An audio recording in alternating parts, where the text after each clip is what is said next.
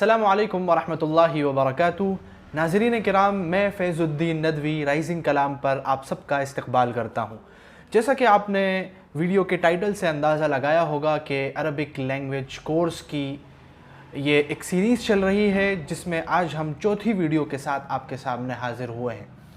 और वीडियो शुरू करने का वही तरीक़ा रहेगा जो हर बार रहा है, यानी कुछ नए अल्फाज, कुछ न्यू वर्ड्स हमारी वोकेबुलरी में हम ऐड करेंगे और उसके बाद एक नया सेंटेंस मेकिंग का रूल आज हम सीखेंगे और कुछ एक्सरसाइज भी करेंगे।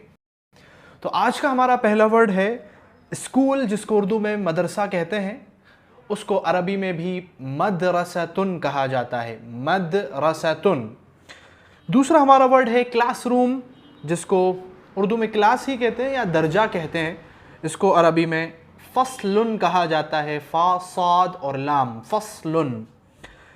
तीसरा वर्ड है बाथरूम, जिसको उर्दू में गुसल खाना कहते हैं, अरबी में उसको हम्मामुन कहा जाता है। हम्माम आपने सुना होगा, उर्दू में भी ये इस्तेमाल होता है, हम्माम। ये अरबिक वर्ड है हम्मामुन, जिसका मतलब होता है गुसल खाना यानी बाथरूम। और एक और वर्ड है हमारा टॉयलेट, जिसको उर्दू में बैतुल खला बोलते हैं, इसको अरबी में मिरहादुन कहा जाता है। फिर एक वर्ड है हमारा रूम, जिसको उर्दू में हम कमरा कहते हैं, अरबी में इसको गुरफतुन कहा जाता है, गुरफतुन। फिर है किचन, जिसको उर्दू में हम मतबख बोलते हैं, अरबी में भी इसको मतबखुन कहा जाता है, मीम ता बाखा, मतबखुन। कुछ और नए वर्ड्स हैं, एक है यूनिवर्सिटी, जिसको उर्दू में भी यूनिवर्सिटी ही बोलते हैं, अरबी में इसको जामियातुन कहा जाता है, जामियातुन। फिर है मार्केट, जिसको उर्दू में हम बाज़ार कहते हैं, अरबी में इसको सूकुन कहा जाता है। फिर ये 3 कंट्रीज़ के नेम हैं। पहला है जापान, इसको अरबी में जापान नहीं कहा जाता, अल याबानू कहा जाता है, अल लगा के अल याबानू। फिर है चाइना, इसको अरबी में चाइना नहीं बोलते हैं, इसको बोलते हैं अस्सीन, सात से अस्सीनू। फिर है इंडिया, हिंदुस्तान, इसको अरबी में अल हिंदू कहते हैं, अल हिंद। फिर है फिलीपींस, जिसको उर्दू में फ़िलिपीन ही बोलते हैं, अरबी में इसको अल फिलिपीनू कहा जाता है, अल फिलिपीनू। इसका मतलब ये है कि पा जो लेटर है वो अरबिक लेटर नहीं है, उर्दू में वो इस्तेमाल होता है। तो जहाँ पर भी पा होगा उसकी जगह हम बदल के उसको बा कर देंगे, तो फिलिपीन से अल फिलिपीनू हम कहेंगे। अब आज जो हम ग्रामर का रूल और सेंटेंस मेकिंग का रूल समझने वाले हैं वो है प्रेपोजिशंस। प्रेपोजिशंस आप इंग्लिश में आपने सुना होगा, ऑन, इन, एट, ये सब इंग्लिश के प्रेपोजिशंस हैं। और उर्दू में हम ऐसे समझें कि वो अल्फाज जो हमें किसी चीज़ की या किसी इंसान की जगह बताते हैं, उसकी प्लेस बताते हैं, उनको हम प्रेपोजिशंस बोलते हैं। जैसे किताब मेज़ पर है, तो पर जो वर्ड है ये बता रहा है कि किताब कहाँ है, मेज़ पर है। तो ये जो पर है इसको इंग्लिश में प्रेपोजिशंस बोलते हैं, अरबी में इसको हरूफ जार्रा बोला जाता है। हरूफ जार्रा यानी वो हरूफ जो प्रेपोजिशंस के लिए, किसी की जगह बताने के लिए इस्तेमाल किए जाते हैं। इनको हरूफ जार्रा क्यों कहते हैं वो इंशाअल्लाह हम कभी बाद में समझेंगे। फ़िलहाल हमें उन प्रेपोजिशंस को देखना है जो आज हमारी वीडियो का हिस्सा बनने वाले हैं। तो 4 प्रेपोजिशंस हम आज सीखेंगे। पहला है फ़ी, दूसरा है आला, तीसरा है मिन, चौथा है इला। फ़ी का मतलब होता है में, के अंदर, इंग्लिश में हम जिसको कहते हैं in the house. In the house जब आपको बोलना हो तो आप फ़ी का यूज़ करेंगे। दूसरा है आला, इसका मतलब होता है ऑन, यानी पर, उर्दू में जिसको हम पर बोलते हैं, मेज़ पर, किताब पर। तो ये जो पर है उसके लिए अरबी में आला इस्तेमाल किया जाता है। तीसरा वर्ड है, तीसरा प्रेपोजिशन है मिन, जिसको उर्दू में हम अगर ट्रांसलेट करेंगे तो हम कहेंगे से, जैसे घर से, बाज़ार से। तो जो से है इसको अरबी में मिन कहते हैं, इंग्लिश में इसको फ्रॉम बोला जाता है, FROM, फ्रॉम। चौथा वर्ड है हमारा इला, इंग्लिश में जिसका ट्रांसलेशन होता है टू, उर्दू में जिसका ट्रांसलेशन होता है तक। जैसे हम बोलते हैं बाज़ार तक, घर तक, तो इस तक के लिए अरबी में हम इला का इस्तेमाल करते हैं। ये 4 प्रपोजिशंस हैं। इनके बारे में जो सबसे इंपॉर्टेंट चीज़ समझने की है वो ये है कि प्रपोजिशंस नाउन के साथ ही इस्तेमाल होते हैं। जैसे एक मेज़ पर, तो ये मेज़ एक नाउन है, एक इस्म है, एक चीज़ का नाम है, उसी के साथ ये पर यूज़ हो रहा है। वैसे अरबी में भी ये प्रपोजिशंस किसी इस्म, किसी नाउन या किसी चीज़ के नाम के साथ ही इस्तेमाल होते हैं। जब भी ये नाउन के साथ इस्तेमाल होंगे तो ये उस नाउन को ज़ेर दे देंगे।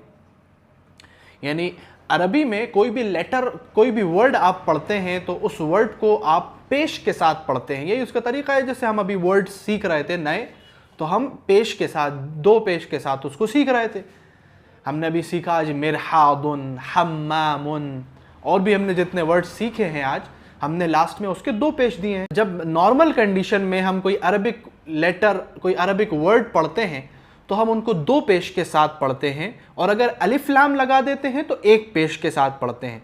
कुल मिला के बात यह है कि नॉर्मल कंडीशन में अरबिक का हर वर्ड पेश के साथ पढ़ा जाता है, लेकिन जिस भी नाउन पर, जिस भी इस्म पर कोई प्रेपोजिशन यानी कोई भी हर्फ जर आ जाता है तो उसका पेश ज़ेर में बदल जाता है। जैसे अलबैतु घर, अब हमें कहना है कि घर में, तो हम कहेंगे फिल बैती। तो वो जो नॉर्मल कंडीशन में जो पेश हम लगाते थे उसको बदल के अब हम ज़ेर लगाएंगे, फिल बैती। ऐसे ही आला के साथ होगा अलल मकतबी, मिन के साथ भी ऐसा होगा मिनल बैती, इला के साथ भी ऐसा ही होगा इलसूकी। अगर नॉर्मल हम बाजार को, मार्केट को हम बोलना चाहेंगे अरबी में, हम कहेंगे सूकुन, लेकिन जब इला लगाएंगे तो इलसूकी, मिन लगाएंगे तो मिनसूकी, फी लगाएंगे तो फिस्सूकी, और आला तो बाजार पर नहीं लगेगा लेकिन दूसरे वर्ड पर लगा के देखते हैं। जैसे मकतबुन यानी टेबल, अब हम आला लगाते हैं तो अलल मकतबी। तो ये एक बहुत इंपॉर्टेंट चीज़ है, इसको हमेशा ख्याल में रखना है कि जब भी प्रेपोजिशन किसी भी नाउन पर आएगा उस नाउन को हम ज़ेर देंगे। तो इस रूल को समझने के बाद अब हम एक्सरसाइज की तरफ आगे बढ़ते हैं। आपके सामने कुछ अरबिक बनाने के लिए कुछ सेंटेंसेस हैं इंग्लिश में और उर्दू में, इनको ट्रांसलेट करना है आपको अरबिक में। करना वही है, नोटबुक और पेन उठा लीजिए और इन सब सेंटेंसेस को अरबिक में ट्रांसलेट करने की कोशिश कीजिए। और अगर आप अपने आप को इतना स्ट्रॉन्ग फील कर रहे हैं कि आपको बहुत कुछ आता है तो आप ज़बानी भी अभी बना सकते हैं। और अगर जो कमज़ोरी महसूस करते हैं उनके लिए तो ख़ास मेरी ये रिकमेंडेशन है, मेरा ख़ास ये मशवरा है कि वो नोटबुक का यूज़ करें और फिर चेक करें कि उनके कितने सेंटेंसेस सही हैं। अभी पॉज कर दीजिए और इन सेंटेंसेस की अरबी बनाइए और दोबारा से वीडियो को प्ले करके चेक कीजिए कि कितने आपके सेंटेंसेस सही हुए हैं। तो चलिए अब हम चेक करते हैं कि कितने सेंटेंसेस आपके सही हुए हैं। पहला जो सेंटेंस है उसकी अरबी बनेगी इलल मदरसती। देखिए मदरसतुन था, जब इला लगाया तो हमने उस पर ज़ेर लगा दिया, अब हो गया इलल मदरसती, मदरसे तक, टू द स्कूल। फिर है इन द क्लास, फिल फसली, उसके बाद है फिल हम्मामी, फिर उसके बाद फिल मिरहादी, उसके बाद है फिल गुरफती, फिल मतबखी, फिल जामियाती, फिस सूकी, मिनल याबानी। ये फिस्सूकी और मिनल याबानी, अल याबान और फिस्सूक दोनों पर अलिफ लाम है, लेकिन एक में लाम साइलेंट है और एक में लाम की आवाज़ आ रही है। ये क्या है, इसका क्या रूल है, इसको अगर आप जानना चाहते हैं डिटेल में तो पिछली वाली जो वीडियो है उसको आप एक बार दोबारा से देखिए। हुरूफ शमसिया और हुरूफ कमरिया का उसके अंदर हमने जिक्र किया है। आई बटन पर क्लिक करके आप उस वीडियो तक पहुंच सकते हैं। तो 10वें सेंटेंस की तरफ हम आगे बढ़ते हैं। इलस्सीनी, फिर है मिनल हिंदी, उसके बाद इलल फिलिपीनी, और उसके बाद है अलल मकतबी, और लास्ट सेंटेंस की अरबी बनाएंगे हम अलल कुर्सी। तो इस एक्सरसाइज के साथ हम अपनी वीडियो को एंड करते हैं। वीडियो को एंड करने से पहले एक बहुत ही इंपॉर्टेंट गिफ्ट आपके लिए, लर्निंग गिफ्ट है, लेकिन उससे पहले आप में से जिन हजरात ने अभी सब्सक्राइब चैनल नहीं किया है वो फ़ौरन जाके चैनल को सब्सक्राइब कर लें, वीडियो को लाइक करें और अपने दोस्तों के साथ इसको ज़रूर शेयर करें। अब हम लर्निंग गिफ्ट की तरफ आगे बढ़ते हैं। आज का जो हमारा लर्निंग गिफ्ट है वो हर बार की तरह ही स्पोकन अरबिक में काम आने वाला एक सेंटेंस होगा। तो अगर आपको किसी से पूछना है कि वेयर डू यू लिव, आप कहाँ रहते हैं, तो अरबिक में आप इसको पूछेंगे ऐन तस्कुन, ऐन तस्कुन। और इसका जवाब जब आप देंगे तो आप कहेंगे अस्कुन फी बुबाल, अस्कुन फी बुबाल, यानी मैं भोपाल में रहता हूँ। ऐन तस्कुन, आप कहाँ रहते हैं, अस्कुन फी बुबाल, मैं भोपाल में रहता हूँ। आप जहाँ रहते हैं उस सिटी का नाम आप ले सकते हैं। और अगर उस सिटी का ही कोई इंसान आपसे पूछ रहा है कि आप कहाँ रहते हैं, तो जाहिर सी बात है कि वो आपकी सिटी का नाम नहीं पूछना चाह रहा, वो ये पूछना चाह रहा है आप किस इलाके में, किस महल्ले में रहते हैं। तो आप उस महल्ले का नाम बता दें।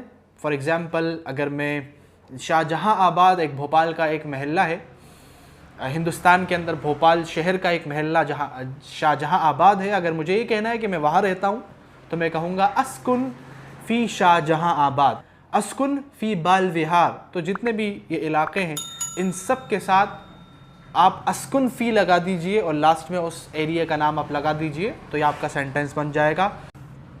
तो उम्मीद है ये वीडियो आपको पसंद आई होगी। अब मिलते हैं अगली वीडियो के साथ, तब तक कीप प्रैक्टिसिंग, खूब प्रैक्टिस करते रहिए और राइजिंग कलाम की टीम को अपनी दुआओं में याद रखिए।